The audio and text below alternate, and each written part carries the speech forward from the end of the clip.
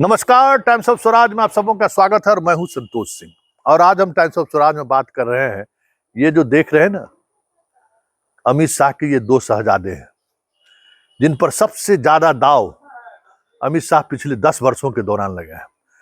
सम्राट चौधरी तो नए शहजादे हैं, नित्यानंद राय पुराने उनके शहजादे हैं। और वो जब उजियारपुर आए थे तो वो कह भी गए कि मेरा सबसे जिगरी दोस्त है। आखिर ये क्यों कह के गए और क्यों हम चला रहे हैं कि इनका राजनीतिक जीवन दांव पर है? क्योंकि नित्यानंद राय जहां से चुनाव लड़ रहे हैं वहां यादव की बड़ी संख्या है। पिछले बार यादव मतदाताओं ने उनका साथ भी निभाया था। वहीं दूसरी ओर कुशवाहा की भी संख्या जबरदस्त है और दोनों अपनी अपनी जाति को रिप्रेजेंट करते हैं और उस आधार पर एक उप मुख्यमंत्री भी बने हुए हैं और दूसरे केंद्र में मंत्री हैं। स्वाभाविक तौर पे इन दोनों की जिम्मेवारी उजियारपुर में सबसे ज्यादा बढ़ गई है। जिम्मेवारी ही नहीं, जीत कैसे सुनिश्चित हो, ये जो पगड़ी पहने हुए हैं, ये पगड़ी का मान भी इसी पर निर्भर करता है। क्योंकि ये लगातार ये दोनों आदमी इन क्षेत्रों में लगे हुए हैं। हर जाति के लोगों को हर गांव में उन्होंने उतार दिया। ब्राह्मण को ब्राह्मण के गांव में, भूमियार को भूमियार के गांव में, राजपूत को राजपूत के गांव में, जादव को जादव के गांव में।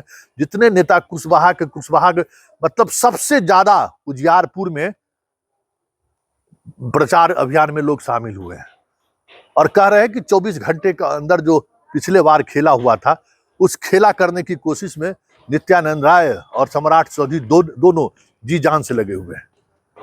इसलिए कह रहे हैं कि दोनों शहजादे का राजनीतिक भविष्य उजियारपुर पर निर्भर करता है। क्योंकि बाकी जगहों पर जो ट्रेंड देखने को मिला है वो ट्रेंड यही दिखा रहा है कि कुशवाहा पूरी तौर पे महागठबंधन के साथ है।